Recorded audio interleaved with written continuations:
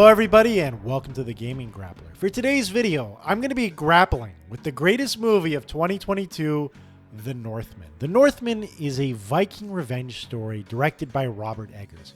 We follow Amaleth, a young Viking prince from his childhood all the way through his adulthood, on his quest for revenge against Fjolnir, his evil uncle who killed his father, the king.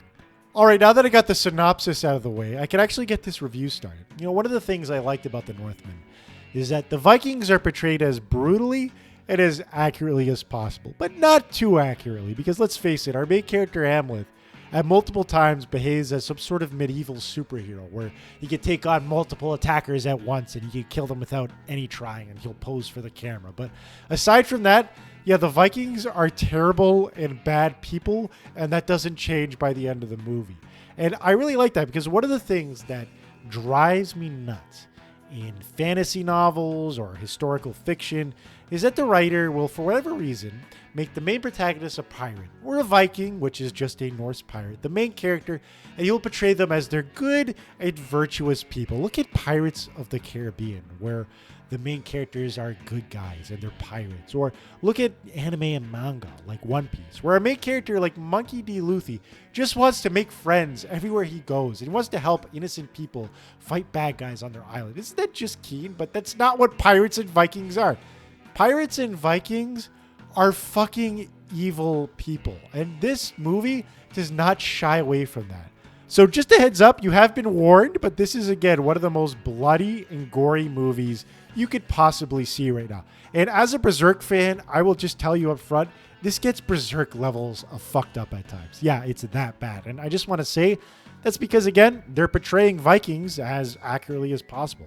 A Viking is a savage who will raid an innocent village and plunder and kill everybody in sight. And we see that in full display. Even our main character doing that at times. These are people that will kill all the men from the village, sell the survivors into slavery. They'll even kill children at one point. That happens. And you see entrails hanging out. Again, it's just horrific at times. And again, it fits the setting. Vikings are evil people, and we're following that story. This is not a story where there are good guys and bad guys. This is a story where there are winners and losers. And the winners get to decide what the fuck they want to do to the losers. That's the world we're living in. And it makes it pretty interesting because one of the things about The Norseman is that the story structure kind of follows the hero's journey. Like it's kind of like Conan the Barbarian or Star Wars, but with tons of gore and violence along the way. But what's different is that unlike those stories, our main character isn't necessarily inherently a good guy, and he doesn't follow the formula to a T. There's a lot of changes along the way to reflect the kind of world we're living in. Now, before I get into that, I also want to point out that this is not a dialogue-heavy movie. We do not see a lot of these things take place explicitly told to us through character dialogue. Dialogue is pretty rare in The Northman. It rarely happens. But what we do see is characters reacting. We see characters doing things. We see them emoting with their facial expressions and their body languages. And it just goes to show you that the acting was so good, you can get a good feeling for all the characters throughout the entire movie. And this is a movie where you want to see the cinematography. This is, again, a visual medium taking advantage of being a visual medium. You know, everything is not told to you in long dialogue trees or long exposition dumps. We are shown, not told, from start to finish. I really did enjoy looking at all the vistas and backdrops. I enjoyed seeing Russia and Iceland. And again, despite the fact this is a brutal and dark world, not everything is brutal and dark from start to finish. There are brutal and dark areas, but that's not the color palette of the entire movie. There are, in fact, plenty of areas in the movie that are colorful and expressive. But I want to get back to the hero's journey and the plot structure and the character journey of the character. We see our main character Amaleth have his father killed in front of him by his uncle at a young age. And this traumatizes the character, and he goes on a quest for revenge. We then cut to him in adulthood, and he at this point is some sort of Viking warlord. He's joined a band of Vikings, and he is doing Viking shit from start to finish. Like, I mean, not from start to finish, just from this segment of his life in the movie. And again, they don't shy away from it. He is a part of the plundering.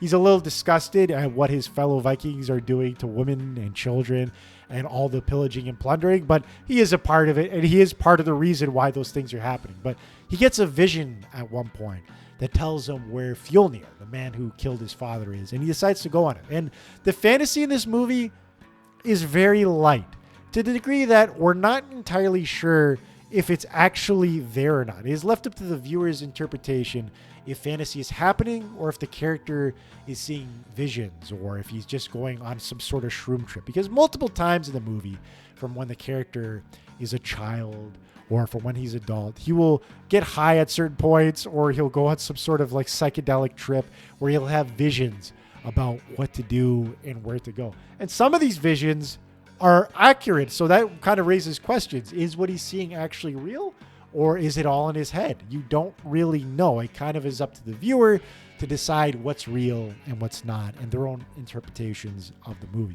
So again, what gets interesting is when he finds out where Fjolnir is, he finds out that Fjolnir is not some sort of warlord or some type of king. He's a farmer.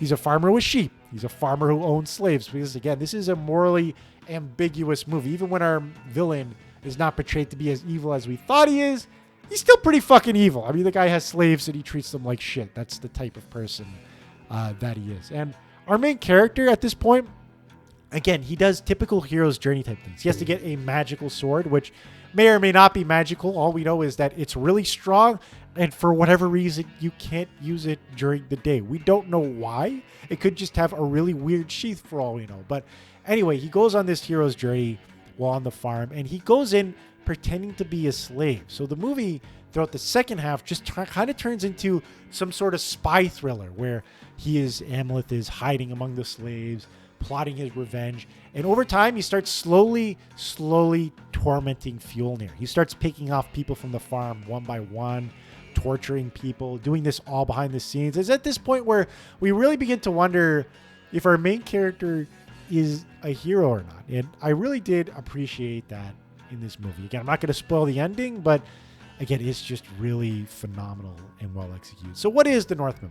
The Northman is a kind of subversive hero's journey that follows a Viking type of character, and it portrays the world as brutally as possible. I like to think of it as a hero's journey that happens in a world where there is no explicit good guys or bad guys. Again, this is a world there are winners and losers, and the winners get to decide what they want to do to the losers. And the hero's journey is done in that kind of environment and from that kind of perspective, and that's what makes the movie kind of brilliant. And it toys with fantasy elements, and the movie's cinematography and acting are top notch. So what do I got to say? Go watch the movie. What are you going to watch? Another superhero movie? They come out with like 20 of these a year. There's TV shows. I'm just sick of watching dudes in spandex fight aliens from space.